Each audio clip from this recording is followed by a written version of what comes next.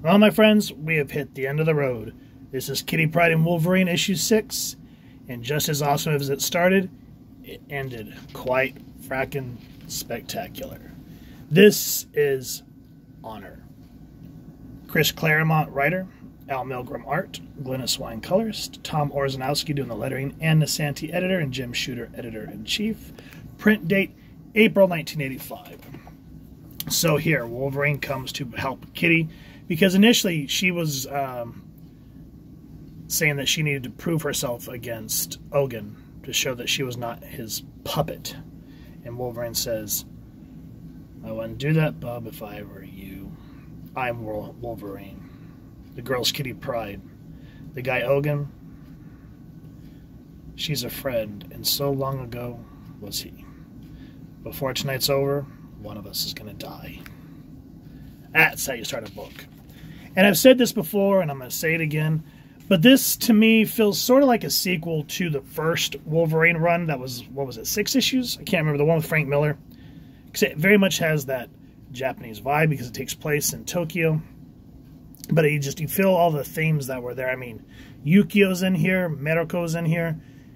I think Ogun is in that run too. I can't remember. It's been a long time since I've read that, which we will eventually go over. But one of the issues, I can't remember which one here, but Wolverine tells Kitty a story of 2 traditional samurais that meet at a bridge. And I just kind of want to put that in your ear because we'll go back over it here. So the pupil at last thinks himself the equal of his master. Yup. Wolvie, no, don't. Shut up, kid. Stay out of this.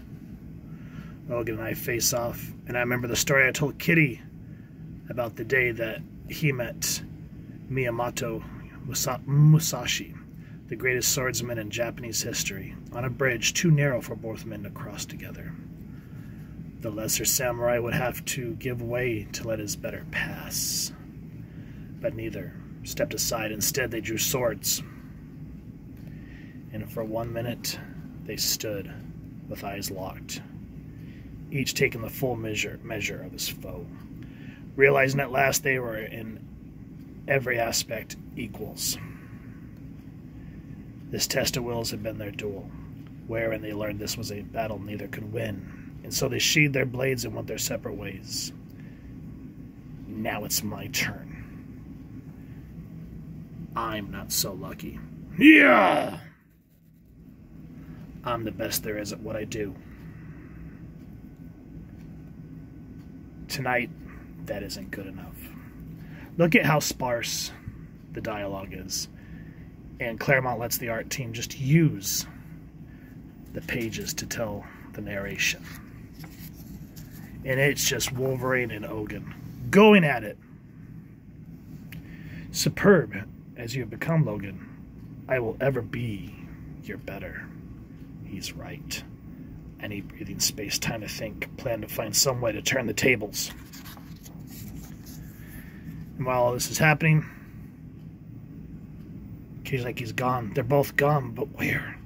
Darn you, Wolverine, why'd you have to interfere? It was hard enough facing my own death. I can't bear to have yours on my conscience as well. But what can I do? When I was in the tip-top shape, Ogun made mincemeat out of me. Now I'm so beat I can barely stand, must let's fight. And then she notices at the bottom of the hotel there, she sees Lady Meruko and Yukio.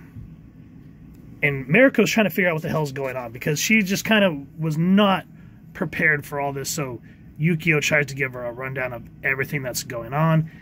And then we get a rematch with Shumai and Yukio. And the fight is spectacular. I really feel like Yukio does not get enough recognition when they talk about some of the more awesome X-Men femme fatales. Now, don't get me wrong, she's not a mutant, but still, she can hold the best of them with Wolverine, and the same with Storm. Her and Storm are fond friends, and so whenever she teams up with them, it's just a great moment.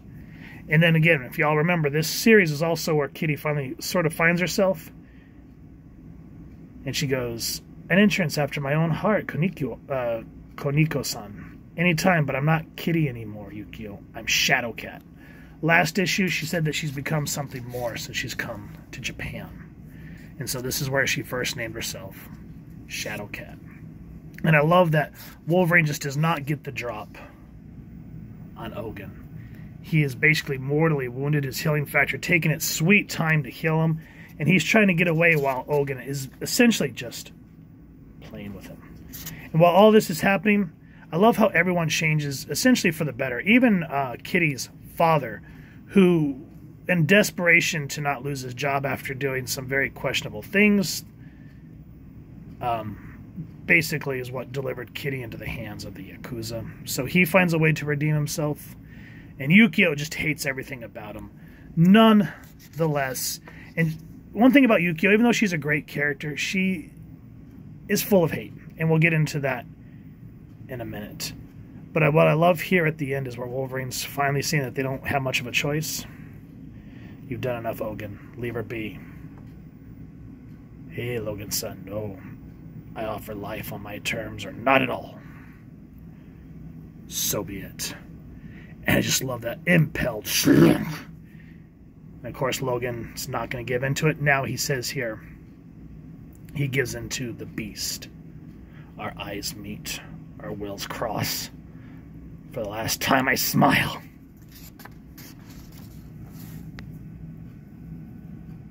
And go berserk. There's a part of me that few people see and live to tell. It doesn't think, it doesn't feel pain, it kills. And once it loose, it doesn't stop till I'm dead or everyone else is. And so they do the matching of wits again. Logan in his berserker rage. And he's able to put Ogun on the ropes.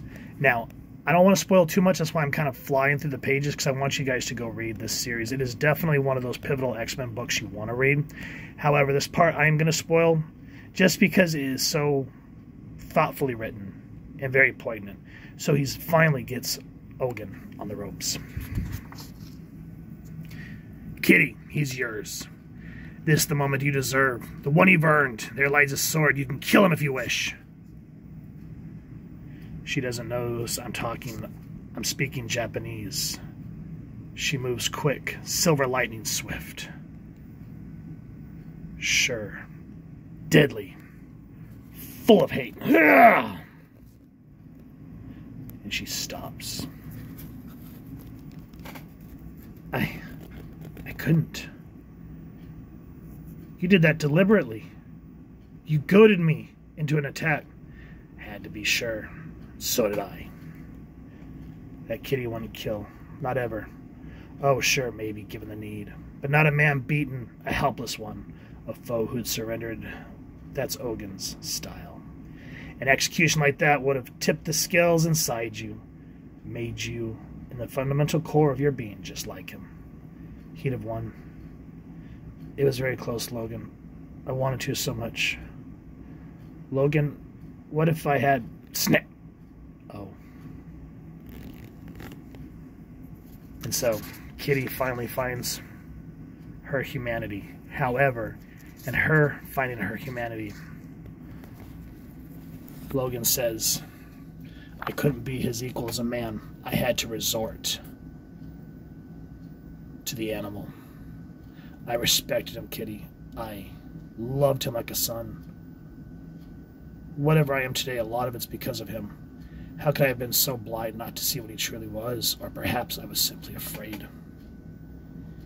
And was it Ogun I feared, or myself? The man hadn't a prayer. It took the animal, this psycho killer, to bring him down.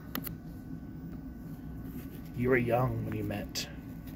In the years since, you've changed. You grew. Ogun stayed the same. There's your edge. It would have been safe if you kept the beast in the cage and let Ogun cut you to ribbons, but you let it loose. You made a choice knowing the risks. You unleashed your demon, but kept it under control. Logan, when you could have, should have, and I'll bet really wanted to kill him, even more than I did, you didn't. To give me my chance for salvation. I didn't even know I needed. You risked your life when you didn't have to. Like you've been doing all along. You risked your very soul for me. By any standard, my dear friend, that is the hallmark of a man. That's how you write a comic book, damn it. Showing change and maturity. Not every book has to have socioeconomical or political subtext. All books do, but not all do. This one is more of a character exploration, showing the subtext of growing and maturing as a human, in the form of deadly, bloody Japanese Yakuza fighting. And so we get to a happy ending. Logan gets to meet his stepdaughter, which, does anybody know what's happened to this child? What is her name? I don't remember her name. Akiko, I think. But anyway, real quick, going back to Yukio being full of hatred, she loves Logan like Mariko loves Logan. And Logan's like, let's celebrate. I'll pass. I'm not in a party mood. Be seeing you, kid. It's been fun. Take care. Remember to meet a storm. Until next time, Logan. She loves you so much. But I, Mariko-chan, love you. My blessing, her curse. And that's just one tragic thing about Mariko, or Yukio, is she just lives like she's not going to live tomorrow. And it just makes her somewhat embittered.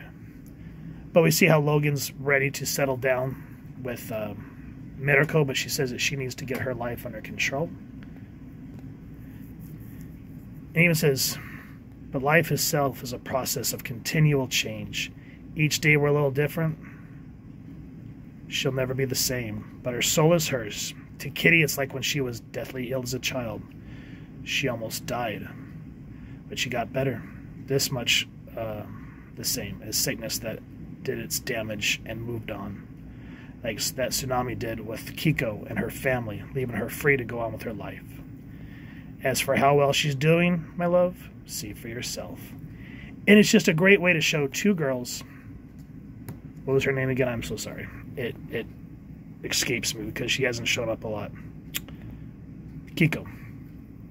Two girls that have been through tragedy, but able to move on with their lives. It's just a beautiful ending panel to show that even though Kitty's more mature now, there's still that kid inside of her, showing that both of these kids are going to be okay in the hands of the people that love them. Ladies and gentlemen, that's how you write a freaking comic book. Excellent read. All 6 issues, and I hate that it is so underappreciated.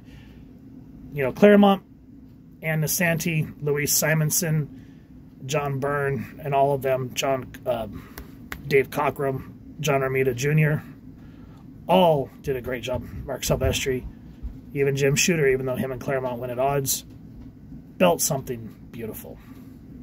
And that's why all of these books are still, or what, the X-Men are based on. Yes, Stan Lee and Jack Kirby set a precedence, but it wasn't, if it hadn't been for Len Wein, Chris Claremont, Dave Cockrum, and John Byrne, and then the others that followed, we would not have the X-Men that we know today, and that's why they're so endearing, and why the stories still stand the test of time, even though at the time you can see where, like, you know, okay, there's technology from the 60s, 70s, 80s, 90s, but it's the story in and of itself that's timeless. 2 Japanese warriors, friends at one time, close like brothers or father-son, going at odds for the soul of the new apprentice. Timeless story. Ladies and gentlemen, Kitty Pryde and Wolverine. I hope you've enjoyed it. If you have, please first and foremost support your local comic shop or wherever it is like to grab your action figures and comics and get this series either in the singles or the collected trade. If you've enjoyed this review, really would appreciate taking a moment to like, share, and subscribe. Helps the channel more than you could possibly know. And if you wouldn't mind hitting that fancy little samurai bell next to subscribe, that way as I continue to upload content, you guys get notified. Come to the channel, and I love talking with y'all and hearing your thoughts and feedback down in the comments or the socials, which I'll make sure to leave the links down in the description. So with all that said, hope y'all continue to have an absolutely amazing day reading, and happy hunting, everyone.